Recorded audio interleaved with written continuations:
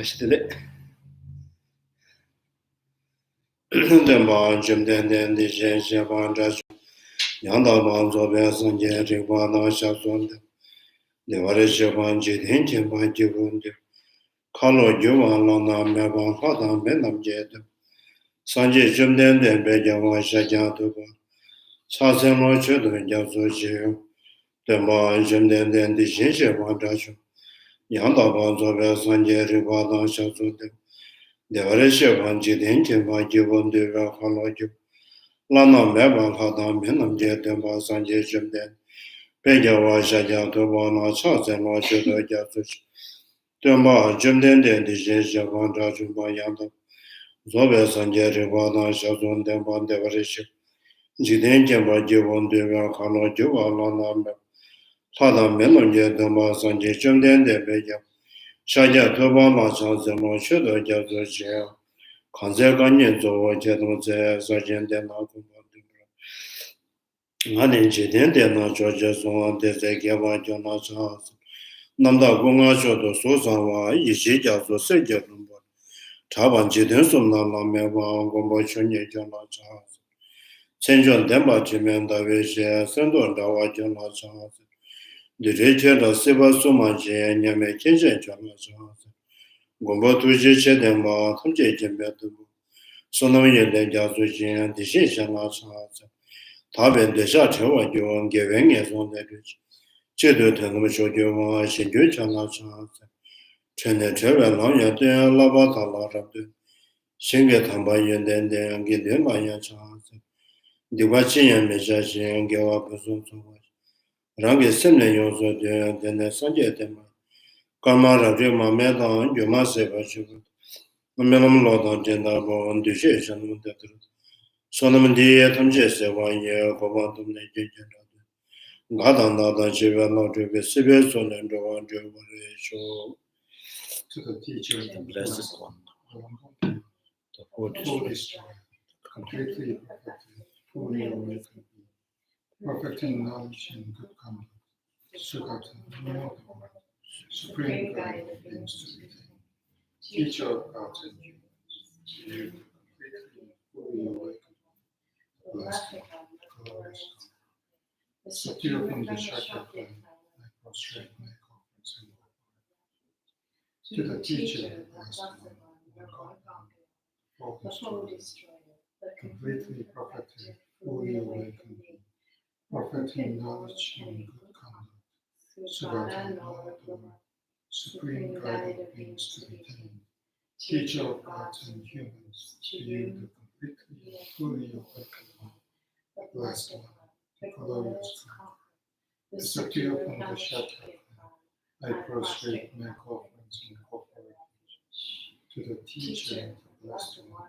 the one being, the full destroyer, the completely perfected, fully awakened, perfecting knowledge and good conduct, Sugata, Lord of the world, supreme guide of beings to be tamed, teacher of gods and humans, to you, the completely, fully awakened one, the blessed one, the glorious one, the subdue from the Shakya, I prostrate my offerings and corporate. My most supreme humans, you are born to serve. You base our science strive and serve. I am the supreme soul. To you who authorize them, I prostrate. With the pure bodies formed supremely pure, wisdom ocean by golden mountain, flame that blazes in the three worlds, winner of the best, to you I prostrate. With the supreme science, face like spotless moon, color like gold, to you I prostrate. You are immaculate, the three words on it, incomparably wise one, to you the root text. Root text. Yeah. Savior having great compassion. The teacher having all understanding. The field of merit with qualities like a vast ocean. To you the one come to darkness I prostrate. The purity which makes one free from attachment. The virtues which frees one from lower realms. The one path, the sublime, pure reality. To the Dharma which pacifies I prostrate. Those who are liberated and also show the path to liberation. The holy pure qualified of the realization. who are devoted to the moral precepts, to you the sublime community of tender virtue life. Do not commit any non-virtuous actions. Perform only perfect virtuous root actions. text is Subdue your mind. red copper. This is the teaching of the star mirage, flame of a lamp. An illusion, a drop or dew or bubble, a dream, a flash of light, cloud. Seek and condition things as such. Through this merit, may sentient beings obtain mental force. Subdue the flow of force. Deliver from emotional suffering, of aging, sickness, and death. Sanji Jalo Soji Chanala Chaju Patwan Lagin Shenso Jebe Sonam Je and Dollar Pension Sanji Sanji Jalo Soji Chanala Chaju Patwan Lagin Shenso Jebe Sonam Je and Dollar Pension Sanji Sanji Jalo Soji Chanala Chaju Patwan Lagin Shenso Jebe Sonam Je and Dollar Pension Sanji Sanji Jalo Soji Chanala Chaju Patwan Lagin Shenso Jebe Sonam Je Dollar Pension Sanji I go for occasion until I'm enlightened to the Buddha, Lama Tsongkaphas. Through the merit I create by practicing giving and the other perfections, may I quickly attain the state of love for the benefit of all sentient beings. I go for refuge until I'm enlightened to the Buddha, Lama Tsongkaphas. Through the merit I create by practicing giving and the other perfections, may I quickly attain the state of Buddha for the benefit of all sentient beings.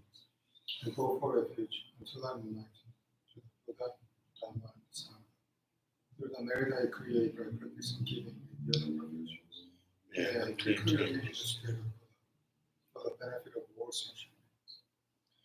Deja Shadan Temono, Kundo Donan Jungas, Doda Medu Shinjuno, Temani, Kundo, Kanda and Doda Medu, Shinjuno, Denjumo, Deda Rajin, the Jinu, Daga Union, the Cheda Puyo, Temenu, Union, Yuma Deda Kanganya, Teatra, Yumani, Gamepan, Yumapa, Ranota Yumano, and Yumachan, Ranota Yumachan, Yumapa. Do the Medu Shinjuno, Rajin, and the Yemen, do the Medu Shinjuno, then the Yumo. So the Roda Rivadon, Chida Shedan, Shedan Deja Shedan, Timu, and the Yemata. So the Roda Rivadon, Chida Shedan, no Jede, Tizet Jetta, Medimela, Jamaica, Suneta, the Watan and Medo, Joan in the Canada, Tala, the Dubashi, Dabachi. Dula Medu Yemebe, the Shinduba Temanya, Kanadin, and Medobara, Dabaja, Medu, Tijim Medu Temanya, Duba Yeva Mayana, Deja Yoba, Medu Yoba Mayana, Shada Yoba, Kede Meda Dabaja, the Danzamanona, Tola Meda Yemebe, the Lachadon, Kede Meda Dabaja, the Danzamanona, Tola Meda Babaja, the March, the Lomania, Congress, the Mopa, Tamjin Yarashiva, the Gentleman Yuman. Baba Yanda Newton, the Mayama Mayana, Kama Chijama, Kama Chijama, Chijano the Jumano, Chijano the Mizet, Chijano the Mayan, Chijano the Mizet, Chijano the Jujano, Chijano the Mizet, Kama Chijano the Nijan, Chijano the Mayan, Chidabo, Chijano the Gemino, Chijano Jacana, Yomo Dale Major, Shana Juban, Dada Shana Jamino, Chijano Jacana, getting Dada Zone, Dada the Dada There was children one year, get a lot of thought the women, the major. The children of Maripan and Gavajo, Marigavajan and Dujela, Kedela, Shedapon the Bonjo, Javasu Japon, Kedela, and your mobile, Kandana, Shedapon. Never Japon, children of Tabasha, the Chubasumba, Kangi to Zenia, the Japan Major Tambation. Chaseno.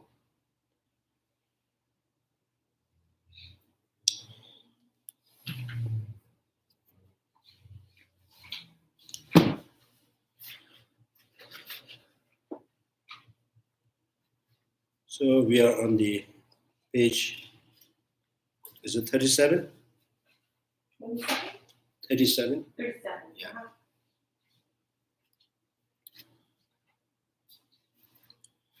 So,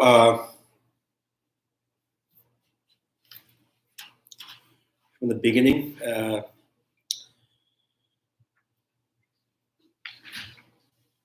So Chandrakirti root text is that right now we are on the first ground, the perfect joy. First noble bhumi is called perfect joy. So Chandrakirti, I think here, Shavaka, middle level Buddha, arises from the servant sages. Buddhas are born from the Bodhisattva. The compassionate mind, non-dual cognition, as well the awakening mind, these are causes of the Bodhisattvas. As compassion alone is accepted to be the seed of the perfect harvest of the Buddhahood, the water that nourishes it, and the fruit that is the long source of enjoyment. I will praise compassion at the start of all. So he was this whole from the beginning. There's some pages whole trying to trying to explain why Chandrakirti, right,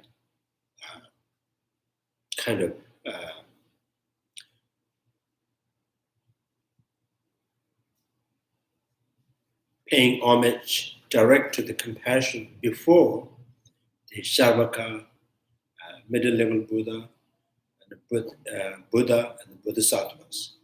Before them, he paying homage to the compassion. So, as you remember, the compassion, he called it the bliss mother. So, the bliss mother means the compassion is this kind of the root of the Buddha, right? A root of the all good qualities of the Buddha and the Bodhisattvas. Jumden Dema, they call Jumden Dema. So 37.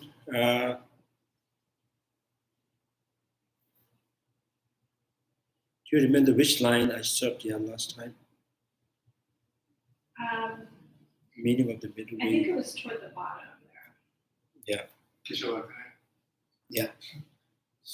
The one translation says that compassion is a root of Buddha. I saw something that says great compassion is a root. Yeah, this particular day, when we talk about compassion, it's always referring to the one thing, the great compassion, not the general compassion. The great compassion, yeah. And also to making clear that different terms they use, the hearer, right? Hearer practitioners, and the Pratika Buddha, and the Bodhisattvas. So a hearer means who listens, right? Who listens the teaching from the Buddha and meditate and reflect upon it. And then they gain, their own peace for their own sake, right? And the Pratika Buddha means Pratika. Pratika Buddha means so like here in Tibetan they translate in Rangil. Right? So Rangil Dachumba. So Rangil Dachumba means one who enlightened by himself. By himself. So that's called Pratika Buddha. And Bodhisattvas, they has a name as we call Jese. Jese means in the Sanskrit, in Hindi language. So, in the king and his son, right? So there are many sons. So they all call maybe prince, right? Kumar. And then one who has appointed, right, to be a next king, So,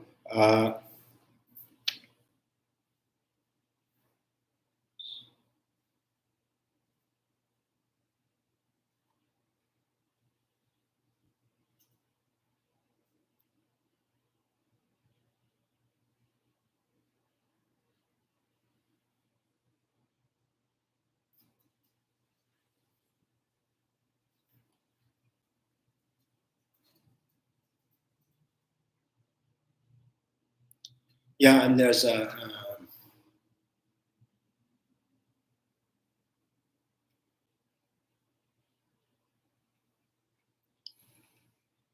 so there's a one practice. Yeah, I think there's a one we call Kunjo Jeten, the book that homage to the Buddha. So, so in the book, kind of says that Buddha is the teacher of sentient being, teacher of the sentient being, and the father of the Bodhisattvas, king of the noble beings, right? Chanju Semba Nambi Yap, Pabe Kansa Nambi Devo, Yangela Devo Tonde Devo. And so, teacher of the sentient beings, the father of the Bodhisattvas, the king of the noble beings, and the guidance of one who's seeking the peace, right? One who seeks with peace.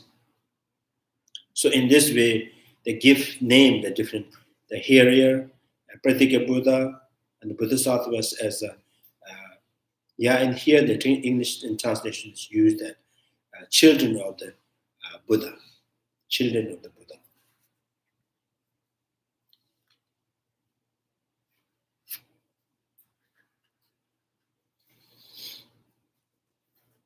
So the Pratika Buddha, and also Tatha Buddha. Tatha Buddha means the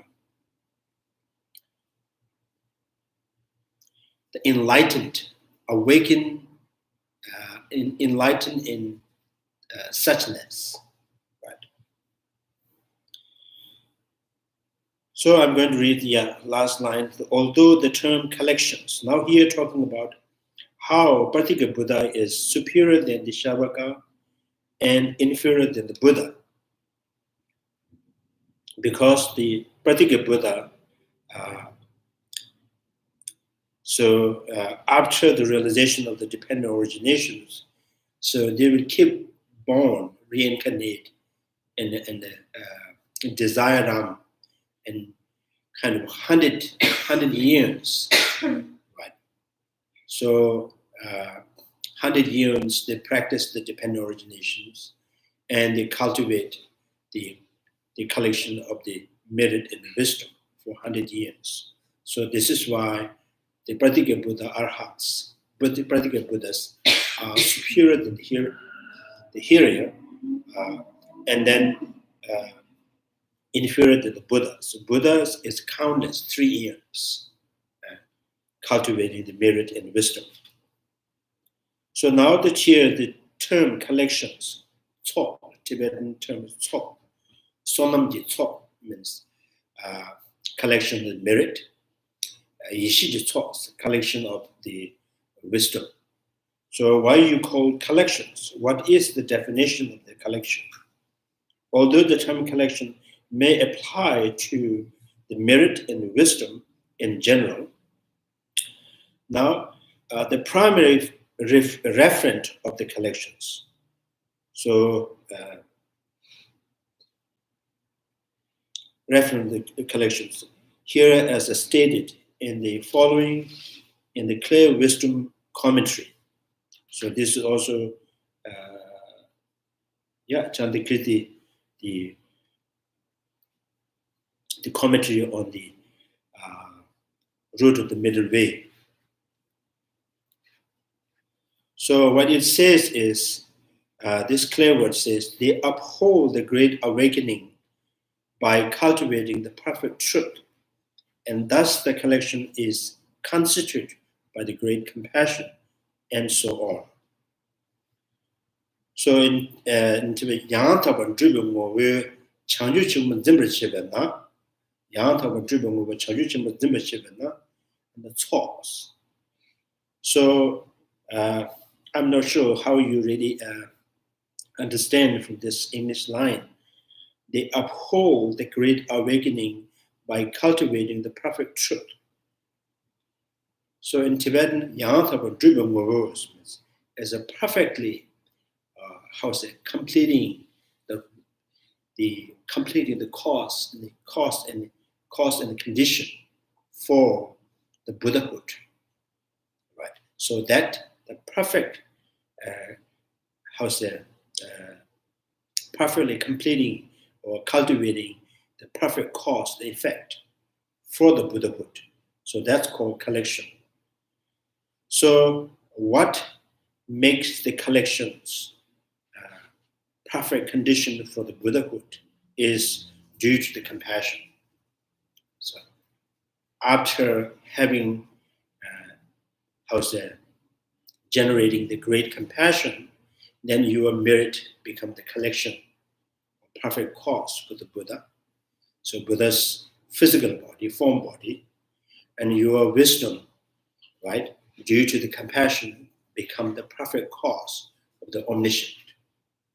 So it's all due to compassion. So without compassion, right, because even the Pratyeka Buddha and Arhat, they have ordinary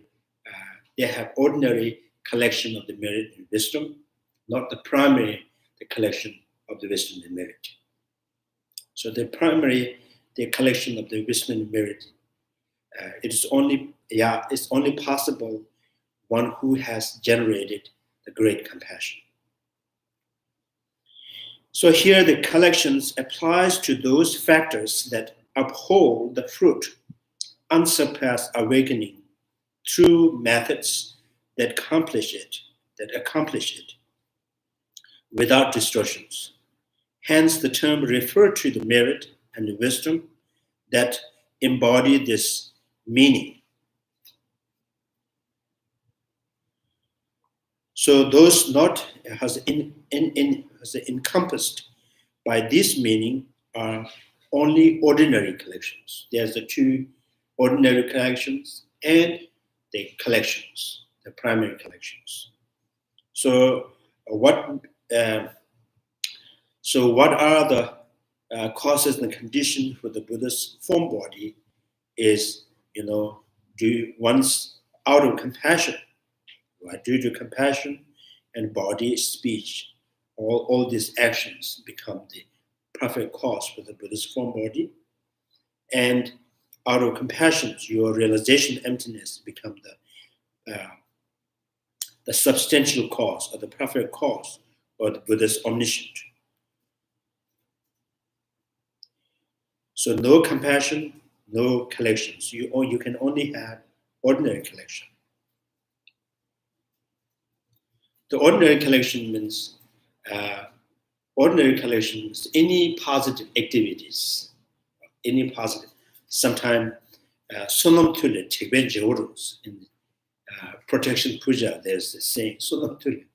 Those great powerful spirit, they also have collected or cultivated the ordinary collection of the merit. So they become so powerful.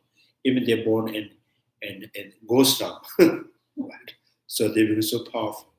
So you can be strong and powerful, aggressive, and through cultivating the ordinary collections. Right. So ordinary merit, collection of merit.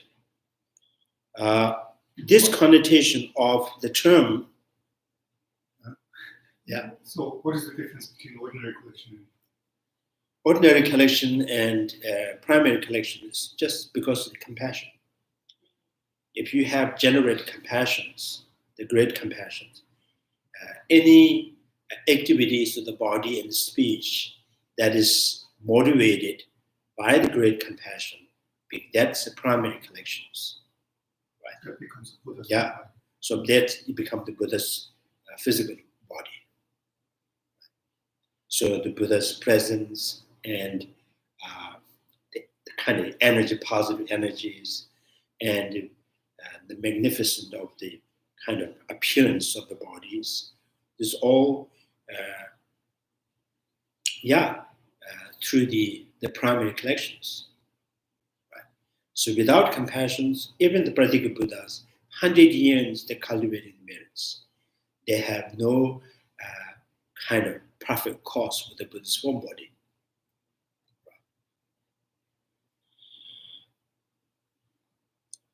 So the connotation of the term comes from the etymology of, in Sanskrit, sambara. So morning we say, sambara, bimana, saramahaza, maramara, bimana, karamahaza. So it's a sambara is the collections, which is the Sanskrit word for the collection. Now, in English, you can, in English, or and if you,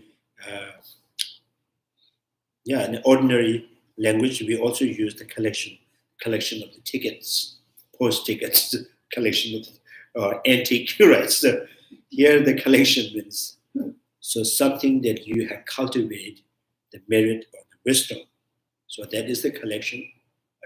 The two kind of collections, ordinary collections and the primary collections.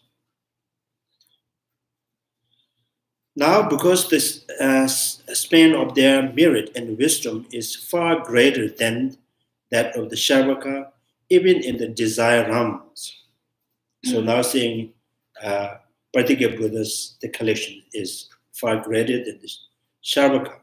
Even in the desire realm, Pradika Buddha, during their last existence, can engender the arhat, the gnosis without hearing teaching from a teacher. So because of their 100 years, the cultivating merit and wisdom, as a result, when they attain the arhat, liberations, so they liberate themselves without relying on any teacher. So now, without relying on any teacher means that in the very life when they attain arhat, so they don't need teachers. They don't need someone to teach them. Right? So that's why self-realizations, and they're called self-arisen arhat. Right? So Pradika Buddhas, through kind of cultivating the collection of merit and the wisdom within the desire realm, the 100 years, and then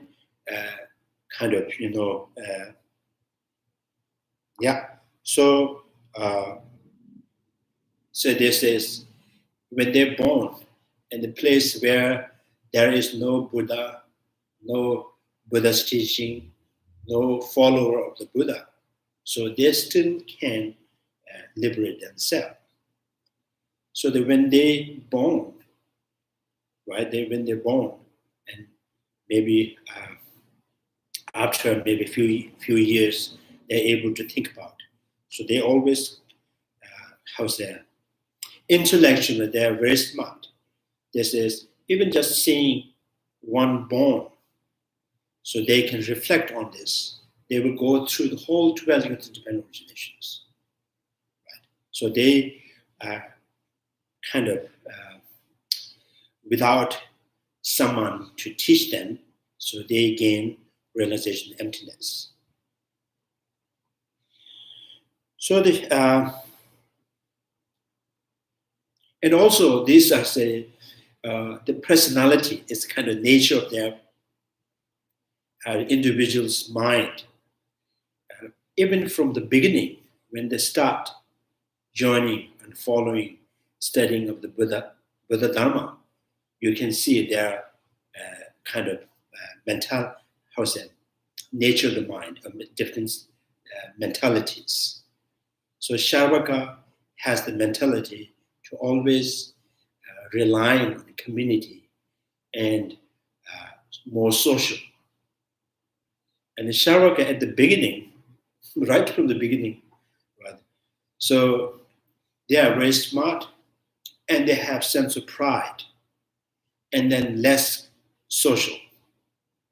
They don't kind of much have interest in social.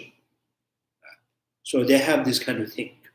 So when they practice, this mentality goes with them. So that's what they turn into Pratika Buddha. Right? And then pride means, and they always kind of, the pride means, for example, those Pratika Buddha, right from the beginning, they are very good at knowledge, studying, right? And good in meditations. And the Sharvaka and Bodhisattvas have the kind of personality that they always praise their gurus, and they like to express the gurus and their kind. Particularly, they never do that. Even they have teachers, they always hide. So they don't want to they don't want to mention about their gurus. So that's why there's a kind of innate sense of pride on their knowledge. They're so confident in their wisdoms. And the less compassion to sentient beings. So and given too that it is for their own sake that they become the enlightened, that they attain or are attaining the arhat state.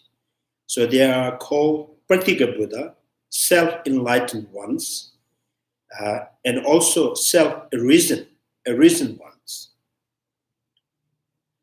So now that's that Pratika Buddha and Hirians.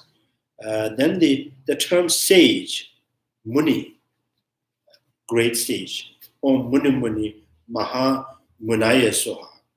Right? Muni is a sage, the great sage. Right? Muni may generally apply to the Sharvaka. Muni is generally applied to Sharvaka and Pratika Buddha Arhats. But since they are not sovereigns among the sages, so the sovereign sages are only referring to the Buddha. So as I mentioned, in this, there's a line that prays into the three jewels. They say, Buddha, you are the teacher of the sentient beings and father of the Bodhisattvas, the king of the noble beings. So the sovereign sage, he is the king of the nobles. Right? So sovereign sages, Pratika Buddhas. So only Buddha are referred to here by the expression, right? Sovereign sages. Buddhas have attained the highest mastery of truth, which cannot be excelled by Sharvaka and the Pratika Buddha, or even Bodhisattvas. And it is the Buddha's sacred word that enable the three persons to master the Dharma. So Buddha teaches Sharvaka and the Pratika Buddha and Bodhisattvas. The statement that from these sovereign sages, the Sharvaka and the Pratika Buddha are born means, right? From these sovereign sages, Sharvaka and the Pratika Buddha are born means that they are produced by the Buddhas. So Buddha produced Sharvaka and Pratika Buddha. So one might ask, in what way do sovereign sages produce Sharvaka and Pratika Buddha? When the Buddha appears in this world, he teaches the profound truth of dependent originations without distortions, Sarvaka and Pratika Buddha listen to this, reflect upon meaning of what they have heard, and meditate on the meaning of what they have reflected on. Through this process, Sarvaka and Pratika Buddha realize their wishes and the precise consensus with their appreciations, in that it's from the servant sages the two are born. So they are produced by the servant sages. One might wonder, many from Sarvaka lineage, realize enlightenment in the very life in which they have heard the teaching from a Buddha. So Sarvaka always get enlightened within the community, within the teachers, the Buddha, right? Whereas those of the Pratika Buddha lineages do not actualize enlightenment in the same lifetime. It must be incorrect to say that they realize their wishes based on study, reflections, meditations on the basis of being taught by the Buddha. So this is the kind of ambiguity, right? So why Pratika Buddha? I can understand Sarvaka, right? So they always, rely on the communities, the teachers, and they have guidance, and within the community, they attain the liberations. Pratika Buddhas are opposite. So Pratika Buddhas, they even pray, dedicates that saying. So may I become the Arhat, where there is no Buddha and Sarvakas. No Sarvaka, no Buddha, no Bodhisattvas. I want to born in that area and attain Arhat. So maybe you have heard at Varanasi, the first Buddha's teaching in Varanasi. So sometimes we go Deer Park, and also what you call sages fallen, the land the sages fallen means. So those before Buddha has born in this world, right? There are in that Varanasi area. There's many Pratika Buddhas, many Pratika Buddhas there in that forest. So Pratika Buddha, through clairvoyance, they know now the Buddha will appear in this world and he will lead kind of countless sentient beings. So now we are no need. So we are no longer needed. Kind of this planet.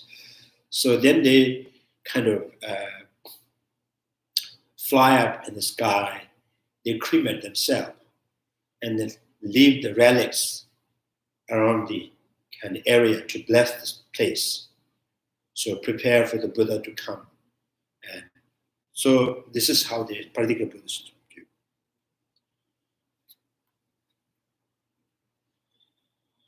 So, and then the Lama Tsongkapha said, this is not a problem. Some among the Pratika Buddha lineage, having gained expertise in the realization of the ultimate truth from listening to a Buddha's revelation of the dependent originations, may not attain the Pratika Buddha nirvana in the same life in which they have heard the teaching. Just as someone who has accrued the definite karma but does not experience its fruit in very life in which it was accrued,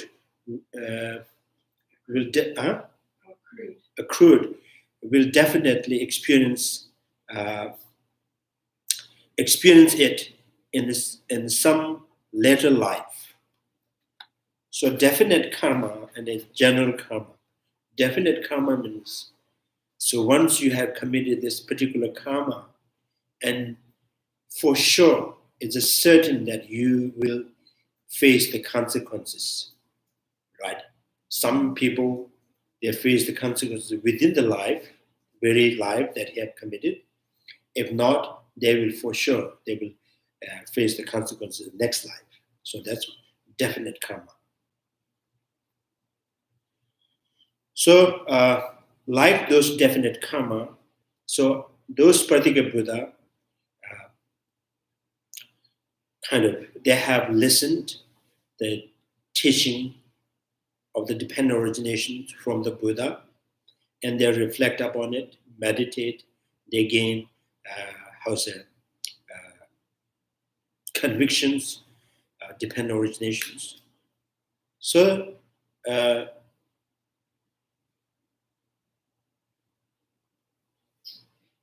so they will always attain arhat in many lives after, where there is no Buddha in the Bodhisattvas. So this is like definite karma, the experience in some later time. The seekers of the Pratyeka Buddha's state, seekers of the Pratyeka Buddha state, to whom the Buddha revealed dependent originations, may not attain nirvana in the very life, but will definitely attain it in subsequent life.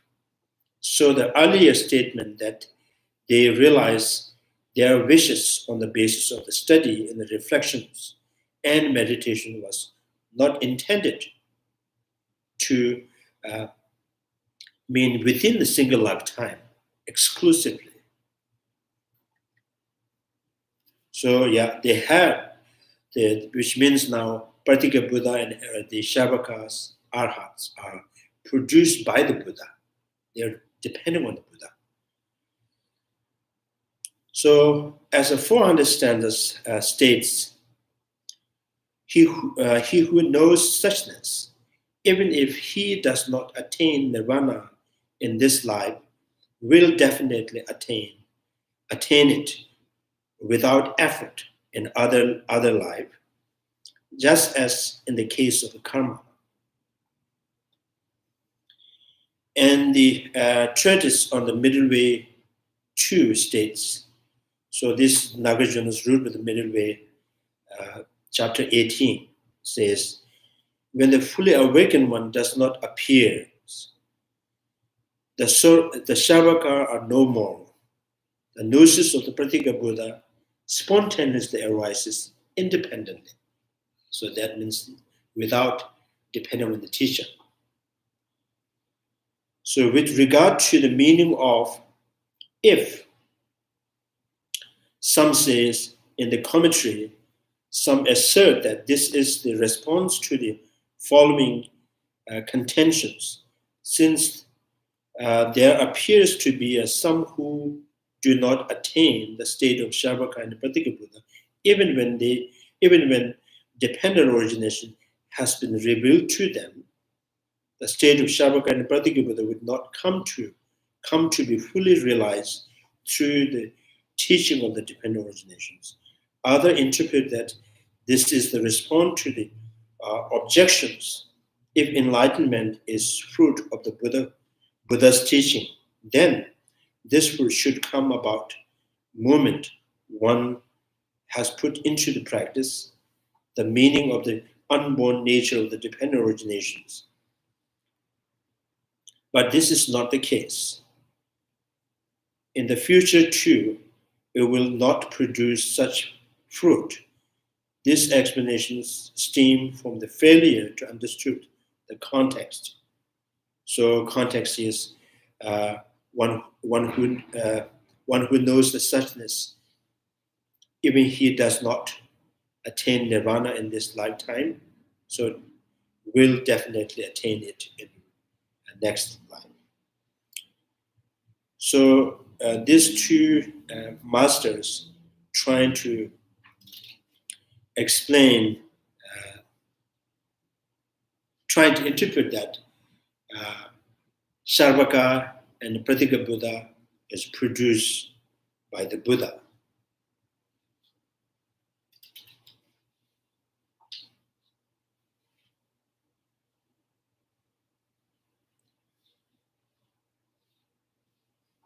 Yeah, I think this fairly to understand the context. The context here is how sovereign sages produced Pratika Buddhas, where there is the greater doubt, and it is this about the needs to be addressed with special emphasis. These commentators have failed to do so.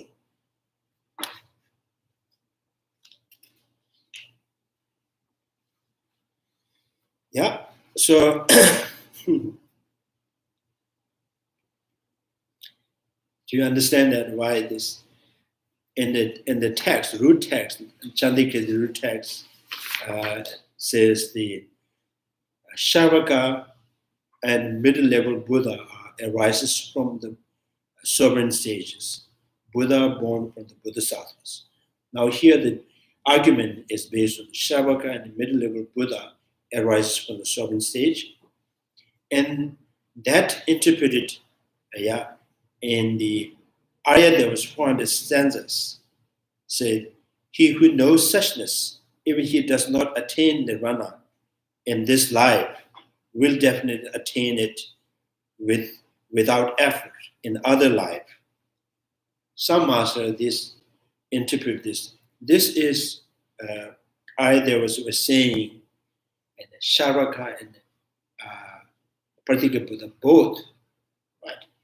So they don't attain arhat in this lifetime. So Lama Tsongkapha says, you don't understand the context of it. Right? So this, why the ayah there was saying, one who, as a he who knows suchness, even he does not attain nirvana in this lifetime, is referring to the Pratika Buddha, not the Shavaka. Right? Pratika Buddha always attain arhat, where there is no Buddha, there's no teacher. So that you need to address this. The question wondering is, if Shavaka and Pratika Buddha both are produced by the Buddha, and how about Pratika Buddha?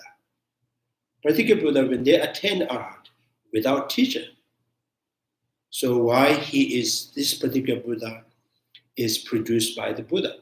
Why this Pratika Buddha, their liberation is dependent on the Buddha? How? Right. So then says, this all because of the Buddha's teaching, listening, contemplating, getting convictions, and many lives they practice it, right? And they attained arhat without the teacher, but it's all kind of, the origin of that comes from the Buddha's teaching. That's why it's produced by the Buddha. The greater doubt here is... Greater doubt means you have questions. Pratika Buddha, Shavaka and Pratika Buddha produced by the Buddha, born from the Buddha. So you have a doubt now.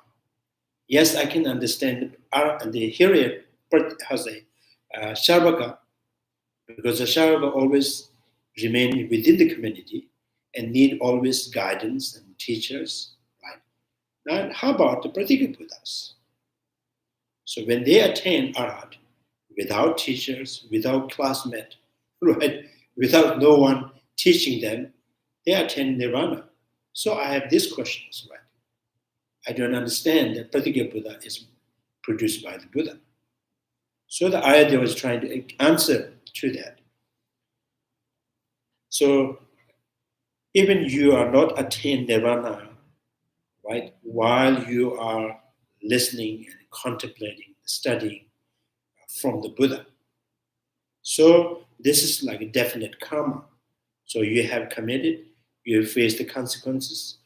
If not in this life, for sure you will face this in the next life.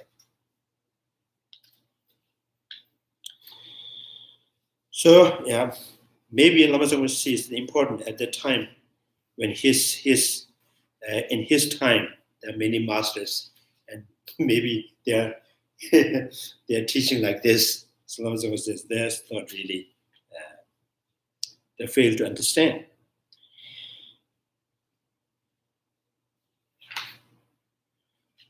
Now, this how Buddhas are born from the Bodhisattvas. Buddhas are born from the Bodhisattvas. Now, if Sharvaka and the Pratigya Buddha are born from the sovereign sages, from whom do these sovereign sages come about? Sharvaka and Pratigya, born from the sovereign sage. How about sovereign sage come about? The fully awakened Buddhas are born from the Bodhisattvas. One might object, are not Bodhisattvas called conquerors children? So conquerors, referring to Buddha, conquerors children, because they too come into being on the basis of what Buddha revealed to them. So now again you have questions. How about how it is possible Buddha born from the Bodhisattva? Because the Bodhisattva are the result of the Buddha's teaching. Right? And also called them Gyese, conquerors children. How can you say father is born from his son? So since they are the conquerors children, how can it be that the Buddha are born from the Bodhisattvas? The father of the son cannot be born to that same son. It is true, Lama Tsongkapha says now, a Bodhisattva are children of the conquerors. Nevertheless, Bodhisattvas serve as the cause of the Buddhas on two grounds. So Bodhisattvas are the cause of the Buddha on two grounds. The first, Bodhisattvas serve as the cause of the Buddha through their stages of being. So they are in the process, they are on the path to becoming the Buddha. So that's like seed that is in the process giving rise to the sprout. Tathagatahood is the fruit of the Bodhisattvahood. It looks like a hood is making a lot of sense. So Buddha hoodies. So Hollywood, Buddhahood.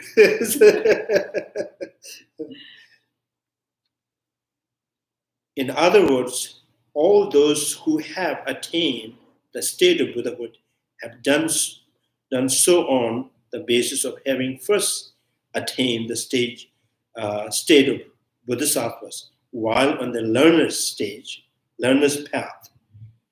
Thus, it is through the being indirect substantial cause that of the sharing continuum with the Buddha, that the Bodhisattva is shown here to be cause of the Buddha. So the continuum is now one continuum, Bodhisattvas and his future Buddha. So his future Buddha is born from his previous Bodhisattvas. Right. So so if you trying to find the argument, and you can also argue on the sprout. How can barley sprout born from the barley seed? Because the barley sprout is giving the barley seed, right? So that is like, you can endless debate, end up in endless debatings. So the continuum, you have to remember, we are talking about Buddha born from the Bodhisattva, means Buddha's, his continuum of the periods, right? Learner's stage. The second Bodhisattvas serve as a cause of Buddha through enabling them to uphold the perfect truth. The second is like Buddha Shakyamuni, when he first generated the Bodhisattva, so Manjushri encouraged many of the Buddhas, the first, encouraged them to generate the Bodhisattva. The second cause, enabling the perfect truth. For example, one reads in the sutra about how Bodhisattvas, Manjushri, enable our teacher Shakyamuni and other Buddhas to first uphold the awakening mind. This established how through serving as the cooperative condition for the Buddhas with whom they do not share the same continuum. Now, the Buddhas whose states are object of attainment of other Bodhisattvas give birth to the Buddha. I think this is not the difficult things. So two things. You can say, one ground, you can say Buddha born from the Bodhisattva means, right? Buddha is,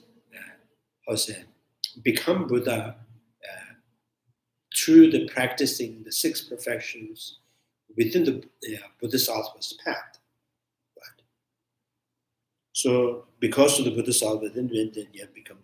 And another ground is in historically, most of the Buddhas first introduced awakening mind by the Manjushri. Manjushri in our Lokitasharas known as Bodhisattvas. So these two always appears as a Bodhisattvas. So because their commitment is until every sentient beings attain enlightenment, right? I'm not going to attain the Buddhahood. So because of that, the commitment, they always appears as a Bodhisattvas. So this, our Lokitasharas Manjushras, is always, actively engaging, encouraging sentient beings to gain bodhicitta, generating bodhicitta and compassion. And also Shakyamuni Buddha, the first he's introduced the awakening mind of bodhicitta by the Manjushri.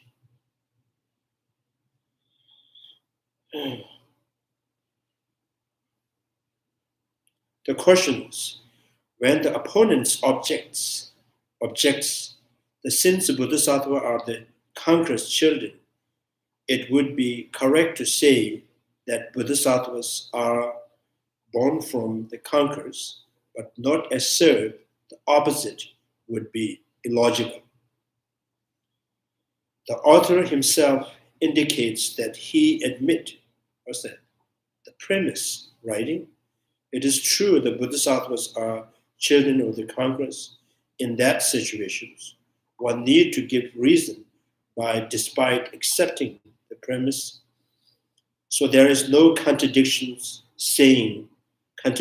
in saying Buddhas are born from the Bodhisattvas. It is insufficient to simply prove or provide the reason proving that Buddhas are born from the Bodhisattvas. For even such proofs are presented. The doubt arises earlier would remain unsolved. So these are more like blah blah. Such a failure does not arise. The answer is this. The meaning of root text statement that Buddhas are born from the Bodhisattvas is this. In the first reason, that on the basis of undertaking the practice of the path, the Bodhisattvas on the learner stage attain the fruit of the Buddhahood. One understands that such a Bodhisattvas is not the child of the Buddha he will become, right? So there are, yes, there is the student of the Bodhisattva Muni. Bodhisattva Muni is born from Bodhisattva does not mean he born from his student. Right? So how can it be the case that the author is saying though this is true to that, furthermore, although the Bodhisattva who is freshly born from the teacher's sacred words is child of Buddha, it is not the case that Buddha came to be born from such a Bodhisattvas. The objection thus trades up on not distinguishing these two different contexts, to which commentary has responded through the differentiating. So why, if one possesses some intelligence, so why, if some possess some intelligence, does one not understand this on the basis of Chandrakirti's own commentary? Be that as it may, it seems the numerous pointless explanations have emerged in response to these questions, because the Bodhisattva are principal cause of the Buddha. For this reason alone, the Buddha eulogized the Bodhisattvas. So I think Chandrakirti bases what he has kind of like, the sources to express Buddha are born from Bodhisattvas. So this one he's saying, for this reason, alone the Buddha eulogized the Bodhisattvas. This is how one should read. There are four grounds for such eulogizing. Number one, it is so because the perfect cause of the Buddhahood is not most profound. It is extremely precise. Precious, extremely precious. The number one, the perfect cause of the Buddhahood is most profound. It is extremely precious. And number two, it is understood that by offering the salutation to the Bodhisattvas, the cause one implicitly, right, causes implicitly offer the salutation to the resultant Buddha as well. So that means if you pay homage to the Buddha, so indirectly or implicitly you have offered the salutation of paying homage to the Buddha, because you're paying homage to the cause of the Buddha. Number three, number three is just as one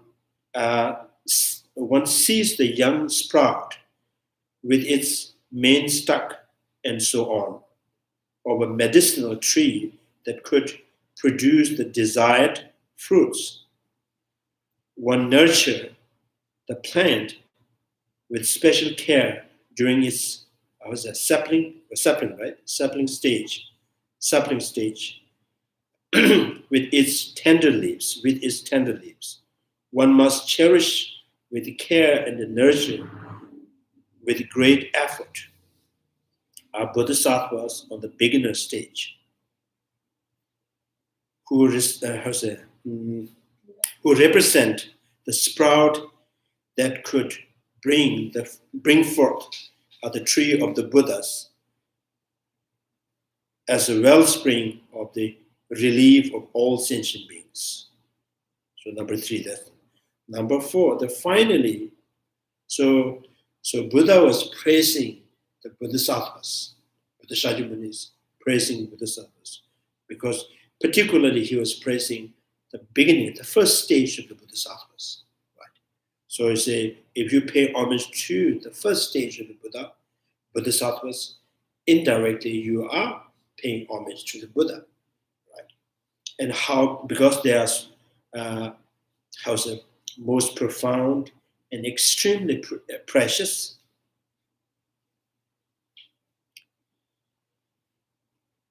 Finally, it is helps, sustains. Now the purpose of Buddhas and the publicly praising to the beginning, the beginner stage of the Bodhisattvas. So his intention is, finally, it is help sustain those who happen to be in the vicinity, right? Vicinity, when the extolment of the Bodhisattvas are being uttered and have already been placed among the three vehicles, definitely connect them to the great vehicle alone. So he was the purpose of the intention to praising first stage of the Bodhisattvas, to remind those Pratika Buddha and Shavakas. So they will see, oh, Buddha was praising the Bodhisattva stage. So that kind of encouraged them to generate the Bodhicitta. So Chandrakirti saying, I have these sources. Based on those sources, I am making supplement or the salutation to the compassion. And I also says, Pratika Buddha, Shavasaka born from Buddha, Buddha born from Bodhisattvas, Bodhisattvas are born from the three conditions, right? The compassions, bodhicittas, realizing the emptiness. And within the three factors, and the root of that is the compassion. If you praise compassion, if you pay homage to the great compassion, and indirectly, implicitly, you're praising Bodhisattvas, Buddha, and Pratika Buddha and Shavaka.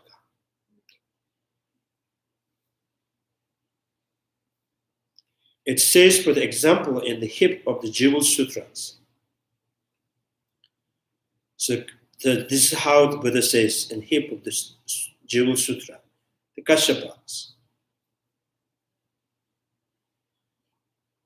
So it is thus, for instance, one pays homage to the new moon, but not to the full moon.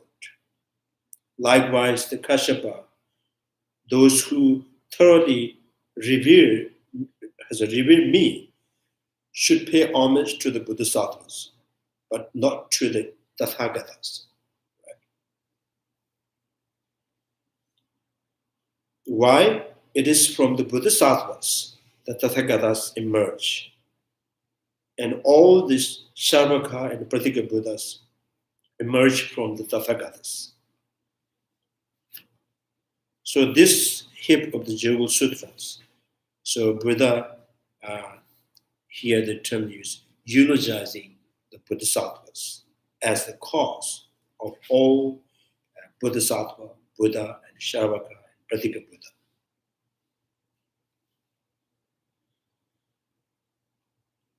So the above citations establish by means of scriptural authority how the Buddhas are born from the Bodhisattvas, while the two reasons state earlier established through the reasoning. So this hip of the jewel, Chandrakirti, this is my source. Based on this. And then he says, Pratika, Buddha, and Sharvaka born from the Bodhisattvas. Bodhisattvas, Buddha born from the Bodhisattvas. Bodhisattva born from the three conditions. So this is his logic. Right? So he had reason to praise, kind of first praising to the compassion, and he have source. This is what he, in the hip of the Jewel Sutra. Therefore, the reason no direct salutation is offered to Shavaka and Pratika Buddha and even the Bodhisattvas, famed as the object of salutation elsewhere, is because the salutations offered here to their root cause, the root, and the reason these four categories of person are shown in their respective sequence. Sharvaka, Patika from the Buddha, Buddha from Bodhisattvas. So in the two lines, the Sharvaka and middle level Buddhas, as causes and effect to help us identify what constitutes the final root cause. In this light, although it is not on the basis of what is taught by the Buddhas, that the Bodhisattvas are born, it is not necessary to explain the line Buddhas are born in exactly the same manner as the birth of the Shavaka and Patika Buddha. Significance of the demonstrating how these two are born from sovereign sages is to show how, when traced to their sources, even the root of these two are connected to the compassion. How the root of the Bodhisattvas connected to compassion is explained separately.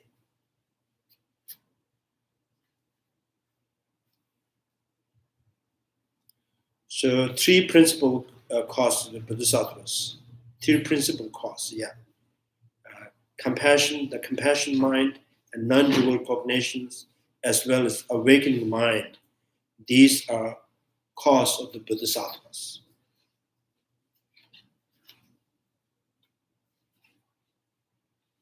Yeah, there's so many pages. This only explain the compassion alone is accepted to. No. Sharvaka and middle-level Buddha arises from the sovereign sages. Buddha born from the Bodhisattvas. The compassionate mind and non-dual cognition, as well the awakening mind. These are cause of the Bodhisattvas.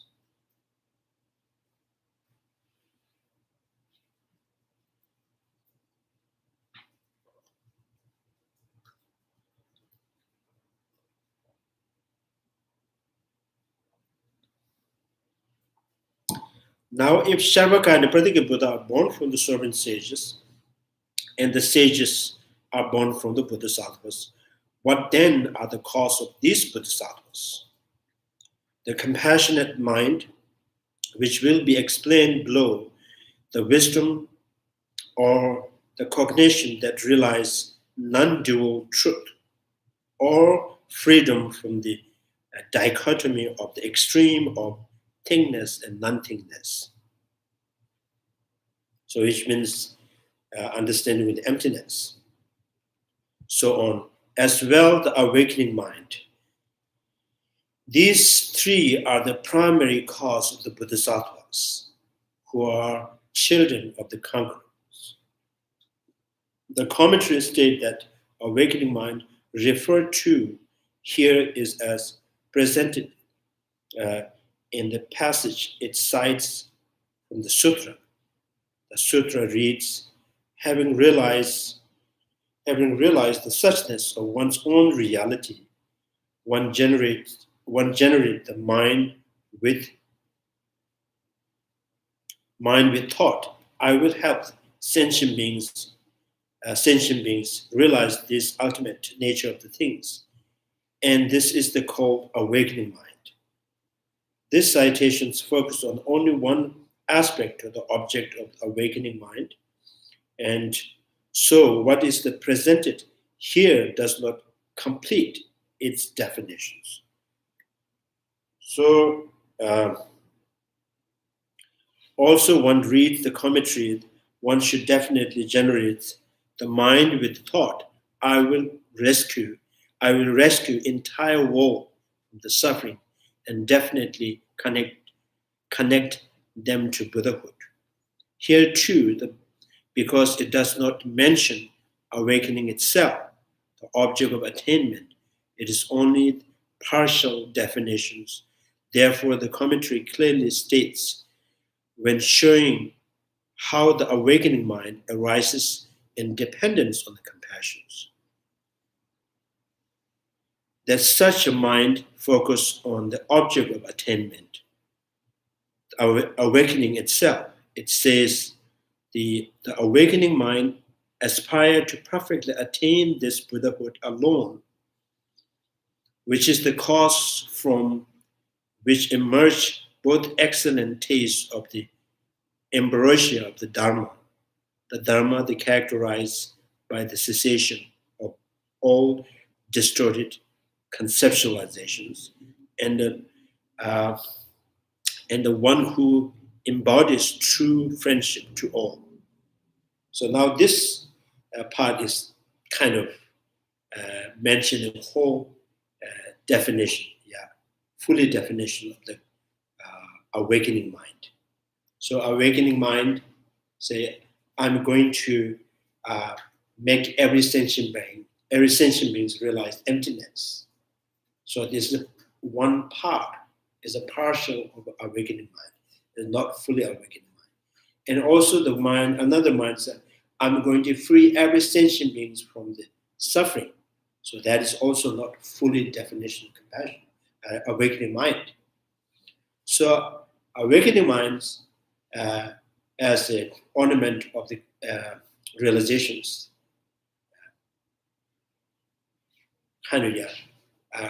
wishing to attain the Buddhahood for the sake of all sentient beings.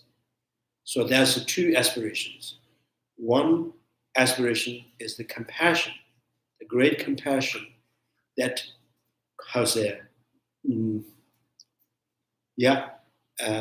great compassion that causes to aspiring to attain the Buddhahood. Right. One aspiration is strong compassion towards sentient beings. That drives and that causes another desire to attain the Buddhahood. So that is the fully definition. Right. So we always says awakening mind is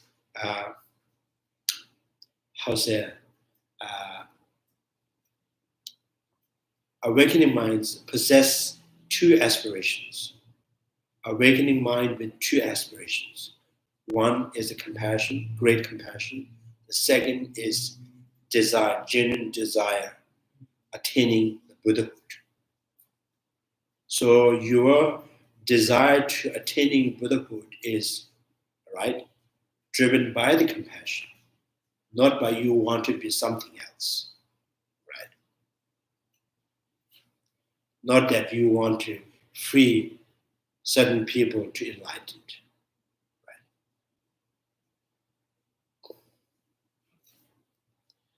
So in light of this, the following should be accepted as the full definition of awakening mind.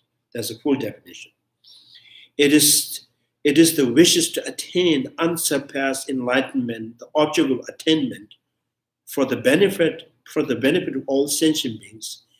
Its intended objective. This is how this mind is defined in the explanation of the commentary as well, which is excellent. There is thus no divergence with respect to the defining the awakening mind between Chandrakirti's tradition and one presented in the ornament of the realizations, Asanga's text. So understanding these three factors, the compassion, non-dual awareness, awakening mind, as being a cause of the Bodhisattvas, is the tradition of the precious garland, which states the following. The precious garland says, if one aspire for oneself and for other world to attain the unexcelled enlightenment, if you wanted to be a Buddha for oneself and other, The root of these are awakening mind, as firm as a mirror, the king of the mountain, compassion that extending in all direction, the nooses of not rooted in the, so that means, wisdom realizing emptiness. So compassion, awakening mind, wisdom realizing emptiness is the crucial kind of, I think this is these three factors, three principles of the course of the Bodhisattvas. Although this citations presents these to be the root of awakening and does not explicitly state these to be a root of the Bodhisattvas. The word root has connotation of being first. And furthermore, since the context here is the presentation of the three principal causes of that first stage,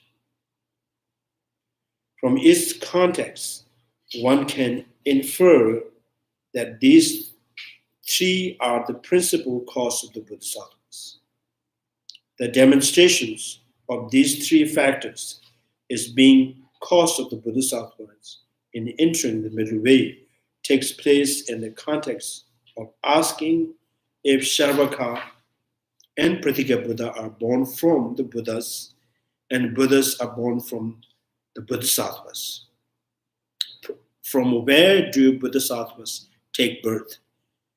Given this, such causes cannot be understood in terms of the explanatory cause of the Bodhisattvas. Rather, must be understood as the Bodhisattva's producing cause. I think these are just kind of dumb philosophical terms, explanatory conditions.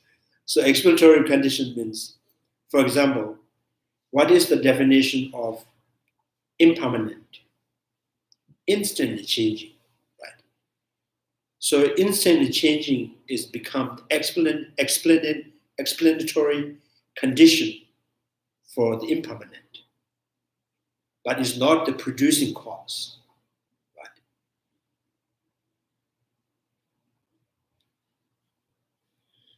Yeah, these are kind of philosophical terms. Now, three principle is the cause for the Bodhisattva means producing cause, not explanatory cause of the Bodhisattvas. It's not defining the Bodhisattva. It is producing the Bodhisattvas. So that means to become the Bodhisattvas, right? That has to, go through generating these three principles before becoming the Bodhisattvas. You have to have awakened mind and great compassion, a realization emptiness. Now, this is kind of like in Chandrakirti's entering in the middle way, because Chandrakirti entering the middle way is taught to the certain disciples. So they call, right? What is the term? I forgot the English term for that. So it means sharp-minded disciples, right? Intelligent. So Bodhisattva, intelligent Bodhisattvas Bodhisattva is intelligent, always kind of first generate wisdom realizing emptiness before generating the awakening mind. Because to see is Bodhisattva is possible or not, right? So to know, to understand the possibility of the Bodhisattvas or Buddha, you have to realize the emptiness. Without realization emptiness, you can believe the Buddha, but you cannot convince the possibility of the Buddha. So this is why the Bodhisattvas, very intelligent, always goes first understand emptiness, then they generate awakening mind.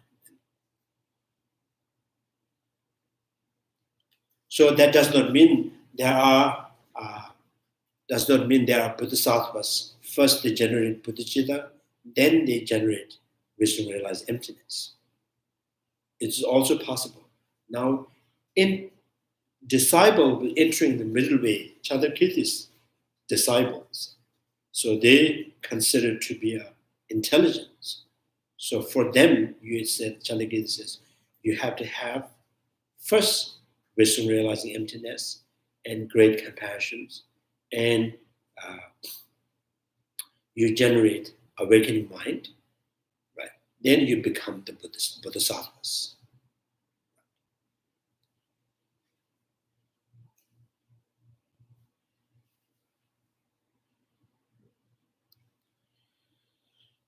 So producing cause, this is not explanatory cause.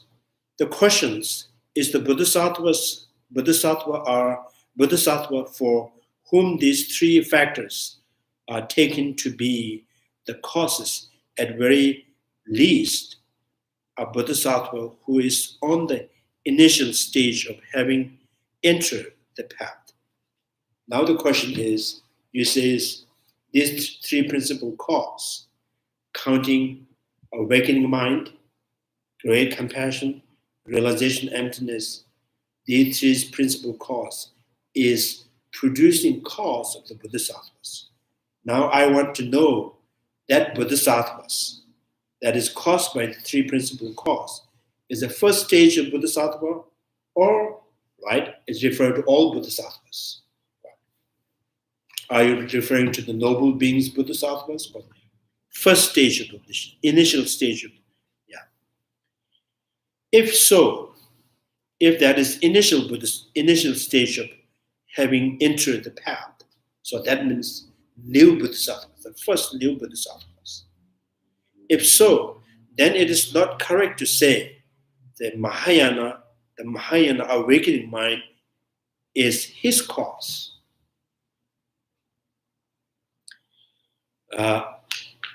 For the moment such mind is attained, right, the person is already, by definition, a bodhisattvas. So here, particularly selecting within the three principal cause, awakening mind says, this awakening mind, you are saying this is the cause of the first stages of the bodhisattvas.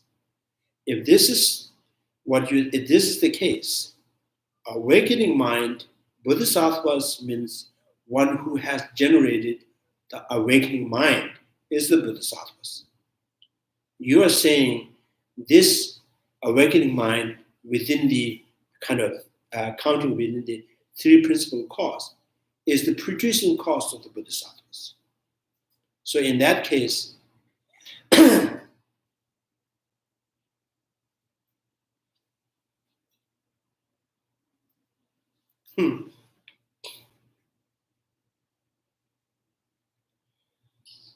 So that's the kind of argument, yeah, by definition to bodhisattva. Similarly, possessing the gnosis that does not tend towards any of two extreme as a cause of the bodhisattvas. Yeah, and the second argument is realization emptiness is a cause of the bodhisattvas. Right? But it is already untenable because the bodhisattvas first generates. There's a bodhisattva which first generates a conventional awakening mind and subsequently engage in the practice of six perfections. So within the six perfections, they count as the wisdom. It is only when the bodhisattvas is training in the perfection of the wisdom that he or she train the gnosis. I don't know, gnosis is knowledge, right? Not tending towards the true extreme. Now, if you do not take the reference to be the initial stage of bodhisattvas, this contradicts the statement describing him as a new moon like Bodhisattvas, or Bodhisattvas resemble the sprout of the medicinal tree. So this whole Buddha Shakyamuni, when he praised the Bodhisattvas, he was particularly pointing the first stage of the Bodhisattvas. And he also said, this is the sprout. This is most kind of, he's mentioned the tender leaves. And yeah. So he was referring to the first stage, the initial stage of the Bodhisattvas. So you contradict with that. And you also mentioned three principle of the cause is not the explanatory cause, is a producing cause. So this has to go, how's that? Yeah. Bodhisattva has proceeded by these three principal cause.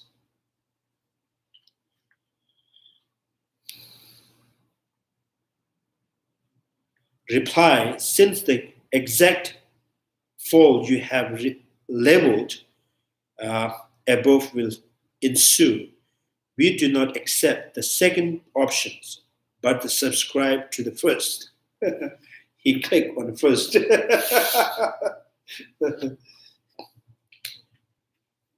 First is three principle of cause is the three principle of the Bodhisattvas, right? Three principal cause of the Bodhisattva is producing cause of the initial stage of the Bodhisattvas. That is, says, first I accept first. Nonetheless, the fault you have cited earlier will not arise for us, because the generation of the awakening mind prior to the Bodhisattva stage is understood in terms of meditative cultivation of awakening mind. It does not refer to the actual generated mind that has arisen on the basis of such cultivations. For example, just as there is the experience of tasting the bark of the sugar cane and the experience of the tasting what is the inside the bark. In the same manner, so he's saying there's an awakening mind of the Bodhisattvas, awakening mind which is the cause of the Bodhisattvas. There's two awakening mind.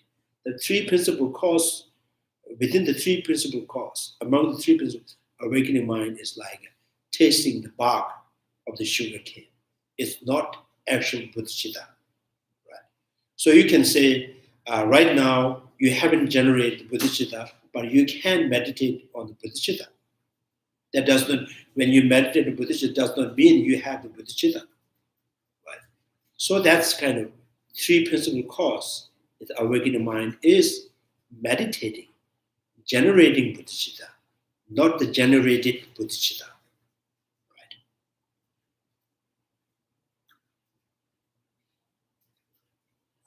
Does tasting the bark refer to Mahamudra? No, not the Mahamudra. So making distinctions to awakening mind of bodhicitta, one within the Bodhisattva, and the bodhicitta that is the cause of the Bodhisattvas. So you have to remember the three principal causes of the Bodhisattvas. Now what are the three principal causes of the Bodhisattvas? So awakening mind, great compassion, realization emptiness. Now the argument, the dispute is on the saying these three are producing cause of the Bodhisattvas. Right? If these three are producing cause, and you count it, awakening mind is the one of the three principal cause, which is producing cause of the Bodhisattvas. So the question is, if this is the cause of the Bodhisattvas, so Bodhisattvas becoming, you become the Bodhisattva by definition of having generated the bodhicitta, having generated awakening mind. And you are saying awakening mind defines the individual as bodhisattvas. So it's explanatory cause. So you say it's not explanatory cause, it's the producing cause. So Lama Tsongkapha is saying, no, three principal cause. Within the three principal cause, awakening mind is like is a generating bodhicitta. It's not generated bodhicitta, right? You can say, I'm cooking food. That doesn't mean you have food to eat already. Right? You're cooking food, you have cooked food. So the Bodhisattva's awakening mind is cooked food. The three principal cause, the awakening mind is a cooking, right? Is in the process, it haven't done yet.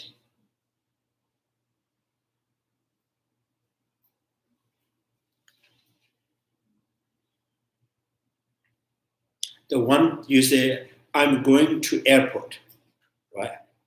I'm in airport. So both say there is the airport, right? So you're going towards the airport or you are in the airport. So it's generating, you are generating bodhicitta, right? And generated bodhicittas. I think this is, you always say, oh, we are building house. To someone, if you are building house and they say, do you live in there? No, I'm building house. This doesn't mean I can live in that house. Right? You're making house to live. Right? So three principles, among the three principal cause, awakening mind is generating, is cooking food, is going towards that. And the explanatory cause of the Bodhisattvas is awakening mind is generated, is done, right?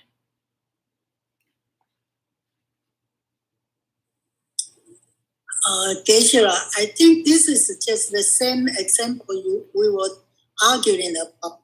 Part making part and having a part, so produce. So it's kind of the same thing, isn't it? Now, I think you need to know the context of it. So the context here is saying, Shabaka and Pratika Buddha born from the Buddha born from Bodhisattvas. And how did Buddha born from? How did Buddha come about? What are the causes of the Buddha, Bodhisattvas? So the Bodhisattva born from the three principles of the cause: realization, emptiness, awakening mind, and great compassions. So what makes the Bodhisattvas is awakening mind, wisdom, realizing emptiness, the great compassions. What makes the Buddha Bodhisattvas? What produced the Shabaka and the Pratika?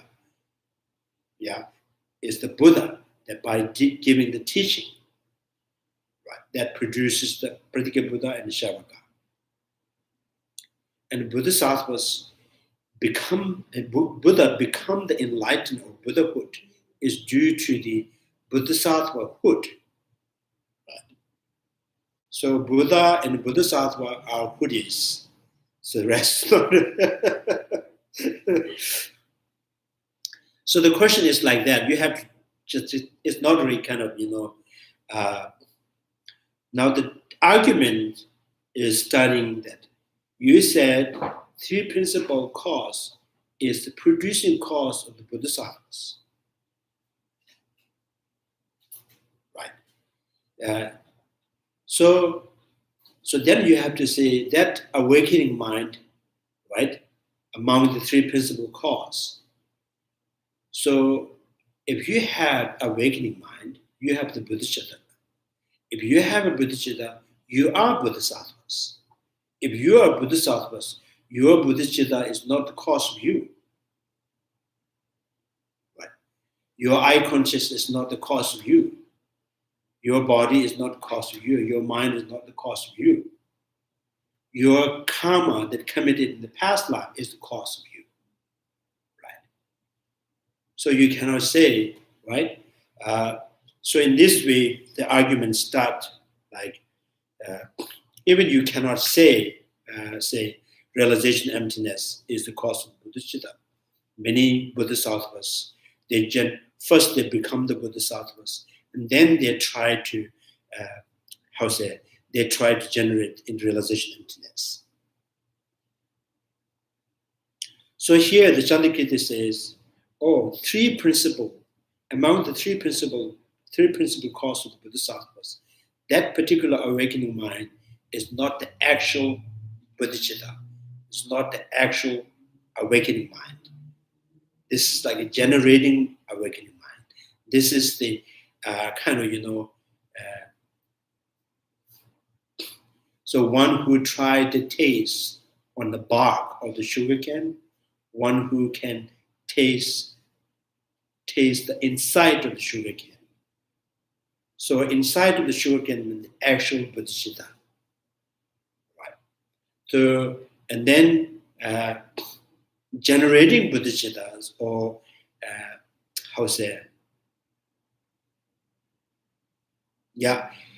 among the three principal causes, the awakening mind is not actual bodhicitta, not the actual awakening mind. This is meditating. This is trying to generate bodhicitta. The taste. This is like having taste of the sugarcane of the bark of the sugarcane. So that bark has some taste.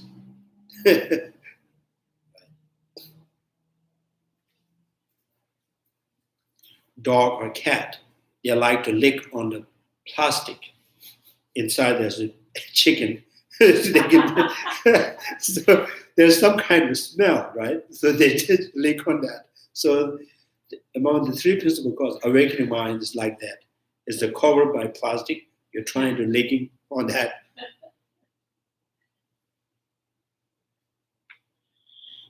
So I think overall now saying three principal causes of the Bodhisattvas: great compassion, realization, emptiness, awakening mind.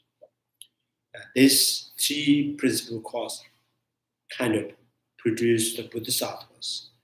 Bodhisattva produced the Buddha. Buddha produced Sharvaka and Pratika Buddha. So then Chandrakirti was saying, within the three principal causes, and the root of that is compassion.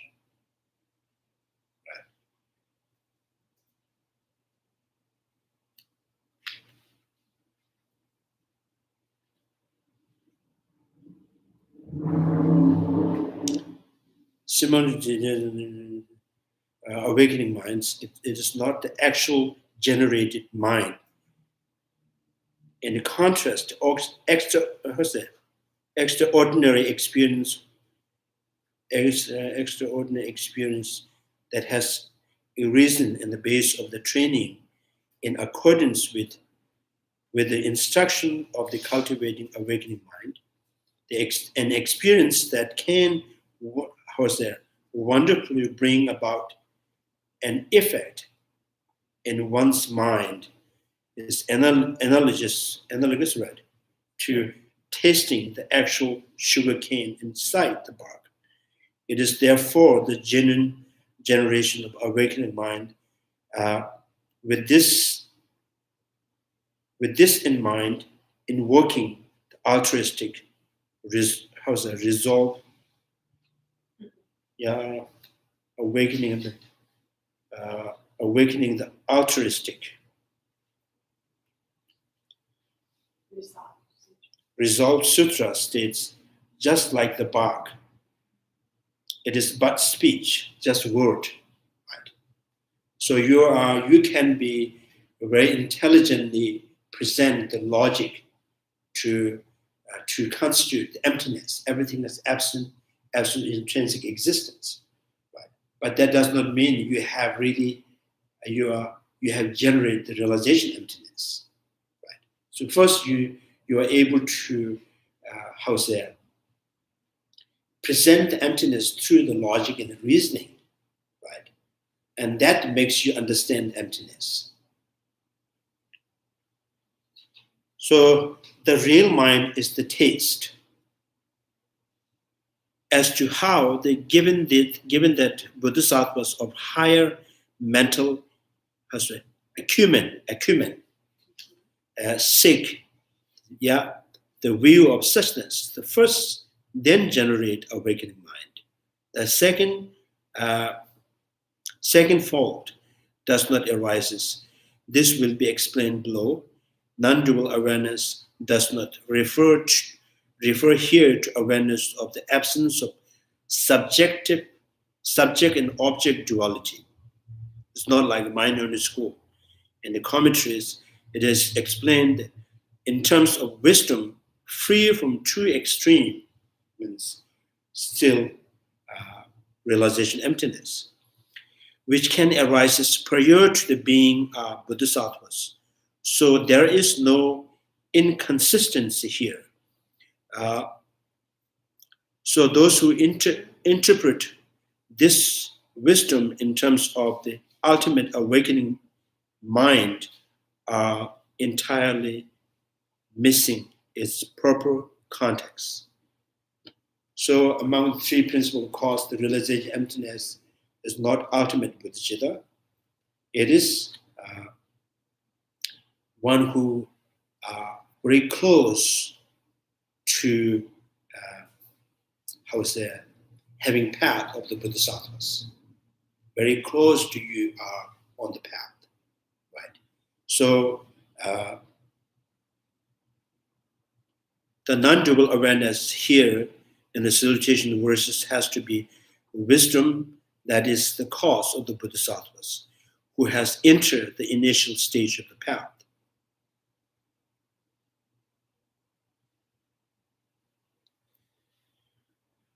So that, and how the compassion is also root. Now you understand that, right?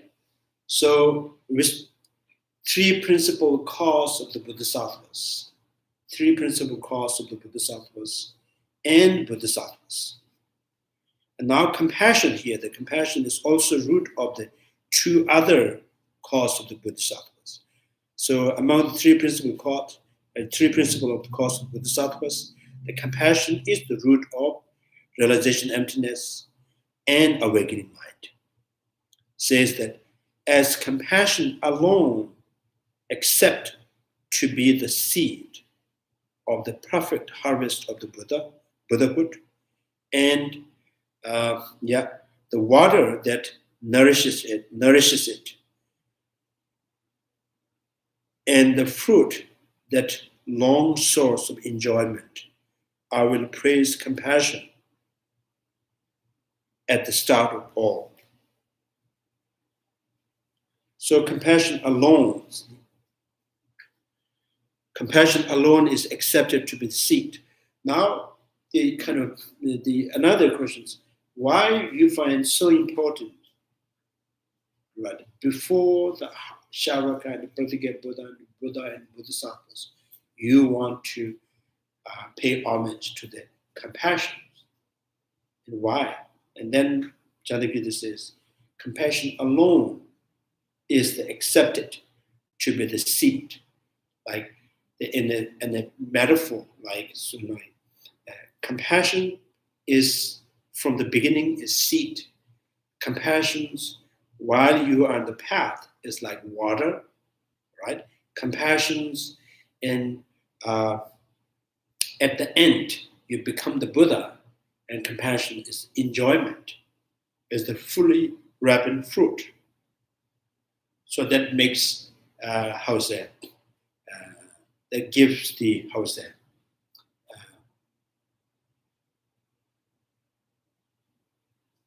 other people to enjoy, to gain benefit. And an example like seed, water, and a ripened fruit. So these are separate, sea and water. The compassion alone means this compassion is one, it by itself is playing like a seed. It plays the role of the water. Its compassion is the one that plays the role of the fruit. Right? So from the beginning, if you do not generate compassions, and you cannot have the collection of the merit and wisdom, right? So there is no collections. So that what what enables you to cultivate the merit is due to the compassion, right? So then that's how the compassion play a role like seed, right? From the beginning, before you started to go on the path. Compassion plays a role like seed. Now compassion that is again, when you are on the path, when you become the Bodhisattvas, you become the Bodhisattvas, you become the noble Bodhisattvas, you first Bhumi, second Bhumi, third Bhumi. The compassion is the one that really, enhancing all their good qualities. So the compassion is the one that perfecting them to be a Buddha. Right? Compassion is become, their fuel and like fertilizers. Right? If you lose the compassion while you are on the path, Bodhisattvas, you may go down. You may attain arhat, right? The hero arhat or the solitary arhat. So what makes you Buddha is the compassion. Right? In the middle is playing like fertilizers. And when you become the Buddha, only because of the compassions, forever you give the teaching, you benefit sentient beings. So all because of the compassion. So that's why I use compassion alone is accepted to be a seed of the perfect harvest of the Buddhahood, the water that nourishes it, and the fruit, the long source of enjoyment. I will praise compassion, start of all. So because of the compassions, Buddha's compassions, there is no discontinuum of, the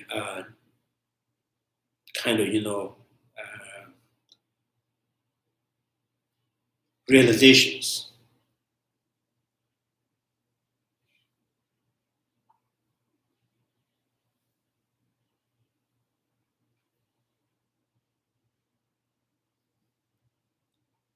So sometimes we say, Gewa, and the Sangye Jitile, the blessing of the Buddha, activities that blessing the sentient beings. Right? Every virtuous activities are considered as the activities that are blessed by the Buddha. So this can be this can be seen even in animals, in non-Buddhist school, people who don't believe religions. They're always virtuous activities. So these are the blessing activities due to the from the Buddha. So why the Buddha has blessing to not to discontinue. It's continuously. There's some kind of activities always there, positive activities. So this because of the Buddha's compassion. And in the Vaibhashika school, their things, they explain the great compassions. Great compassion, they says, Vaibhashika explained that 3 times a day Buddha look up at sentient beings. 3 times at night Buddha look up at the sentient beings. So must be in Mahayana says every second there is no miss. The Buddha is not seeing, looking up at sentient beings. And sometimes you say, refer to our Lubitshira, Jeresik, kind of, logut in Sanskrit. Yeah, sometimes it's referring to the eye, sometimes referring to the light. So Buddha's eye is always not blinking, right? Every second, looking up at sentient beings out of compassion. So the compassion, as a result, all the benefit from the Buddha is due to Buddha's compassion. And Bodhisattvas, some Buddhas take longer time to attain Buddhahood. Some Bodhisattvas, they attain Buddhahood much faster because of the strong kind of compassion.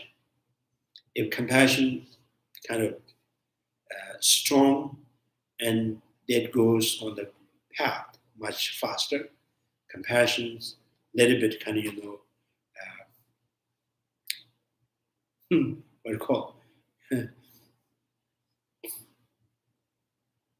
Yeah, weaker, or sometimes strong, sometimes weak. So then your result of the Buddhahood is also delayed at the time. So the compassion in the middle is playing like water, fertilizer, and from the beginning it play like seed. So the root of all good qualities is root of all good quality is the compassion, the great compassion.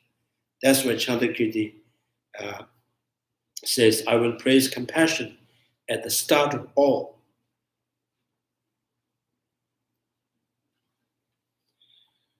Yeah.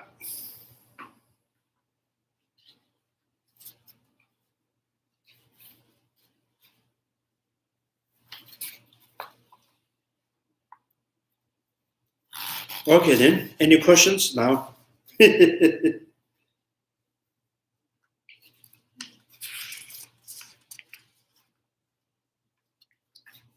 I read only 4 pages. No, he started from 37. Oh, really? Tisha, 7. Almost. when it says the 3 principal causes of Bodhisattva. Bodhisattva in the tradition of precious garland, does it mean there's another tradition? No, I think this is a tradition of the Chandrakirti and Asangas, the ornament of the realizations. So no difference, let's say. The precious garland also kind of mentioned the same thing. So if you precious garland says, if you, right, if someone who is, wanting to attain or gain Buddhahood for oneself and other, and what you need to do is you need to focus on generating realization emptiness, compassion, and awakening mind.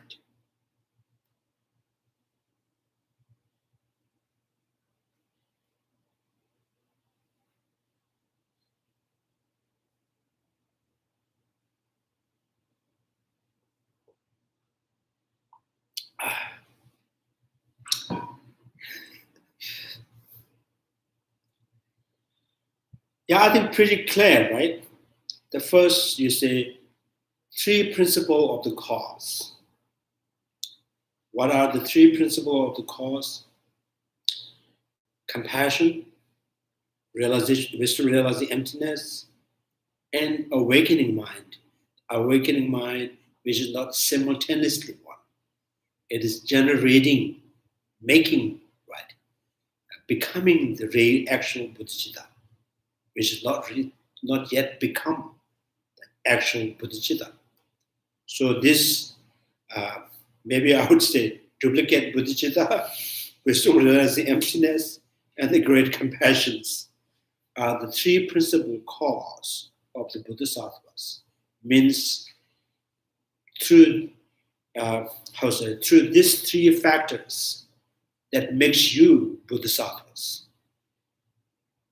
Now, once you become the Bodhisattvas, this awakened Bodhisattvas, what is what is the result of the Bodhisattvas? It's a Buddhahood, right? Bodhisattvas, true Buddhahood. And what happens once you become enlightened, become the Buddha? Then you give the teaching out of compassion. And what is the result of that teaching? Right? And then that produces Shavaka and Pratika Buddha. So Shavaka Pratika born from the Bodhisattvas, Buddha born from the Bodhisattvas, Bodhisattva born from the three principles of cause. Within the three principles of cause, the root of that is kind of the core of this is the compassion. So that's why Chandrakirti he praised the compassion. Right? First, to the compassion.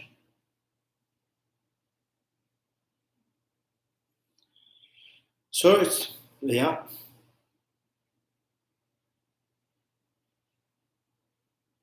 So next time they talk about what are the compassions. General compassions and compassion without characterizations, compassion with characterized.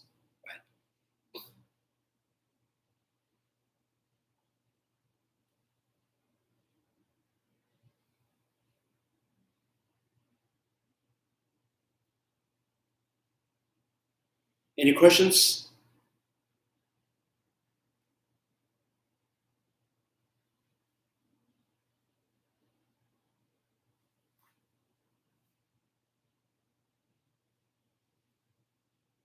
So that's very good. No questions? Yeah. So I think because my slow reading makes you more, kind of gives more clear.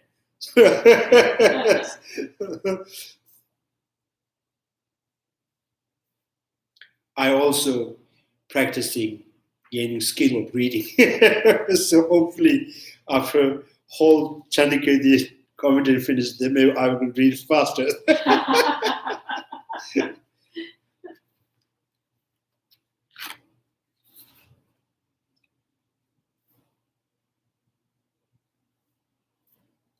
So the compassion means, I think word by itself there's not much, does not give you much meaning from it.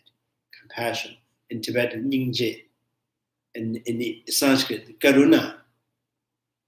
Literally, in the Tibetan, Nyingje means Nying is heart, Je is the principle, and that there is not much give you meaning from it.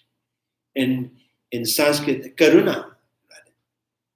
Karunas.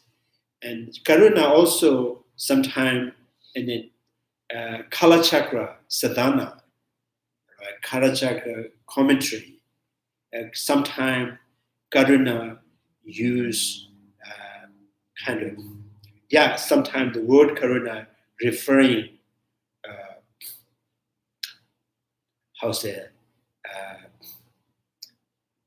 kind of absence of peace. Dengo, sometimes they use that. Yeah. Then if you take like Tibetan Nyingje kind of principle of heart, right? And Karuna means no peace. So like that, right? So why no peace? I'm sad because I see the suffering of sentient beings. So the word does not really give you that much meaning. Right? So Karuna, no peace, not happy. So because, so then when you go by the definitions, now compassion means compassion is the sense of, we call love or sense of care by seeing the cause and the effect of the suffering, right? So cause and effect of suffering within the sentient beings, or you're seeing sentient beings who is under the cause and effect of the suffering. So a sense of caring, sense of kind of taking responsible, sense of responding, that you see the sentient beings going under the cause and effect of the suffering. So that is here the definition of compassion. Now, the great compassion means when you have sense of when you show the sense of response, when you see the suffering of one individual's, their suffering and their cause of the suffering, you can, you are able to generalize to every sentient beings without exception. So normal, our compassion, our love towards one individual, right, is just stuck there. It cannot go further.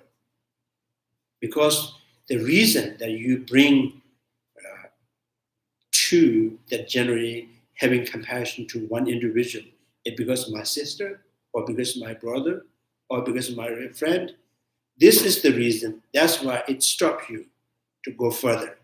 Because other people, you're not your sister, right? So 12 links, through the 12 links of dependent originations, contemplating 12 independent originations, and through that way you see how sentient beings are involuntarily, right, under the pervasive condition, right? So there is, when you see that condition, when you see the situation of the sentient beings, and there's a sense of response, sense of care, so that is called the compassion. So this kind of compassions, without realizations, without understanding, without the convictions, it cannot generate through emotion.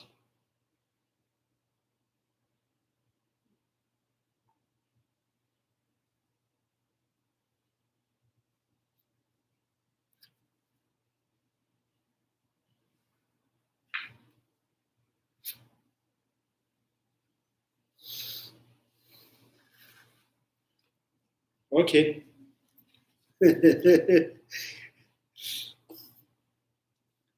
Chanju semjo rinpoche, maje bana, jeje je, jeba nyamba, mebanya, konye kondo pebrish. Tonye dawa rinpoche, maje bana, jeje je, jeba nyamba, mebanya, konye kondo pebrish. Pama simjen tamje, deda denju je, nyenro tamje, tato tongwa. Chanju semba, kama sushu, deda kunje, molong drupjiruji. Karera weko wishi lasu, pendan dewa, madu jungwe ne. May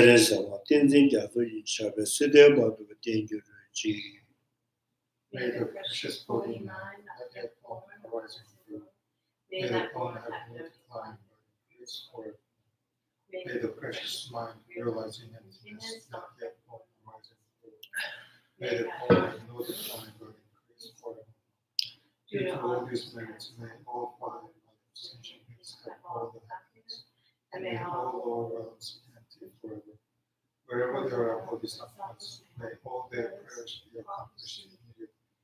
In the sacred land surrounded by small mountains, you are the source of all benefit and happiness. All powerful transcendent remain in this world until samsara ends. Thank you very much. Yeah. Thank you. Thank you, Jalila.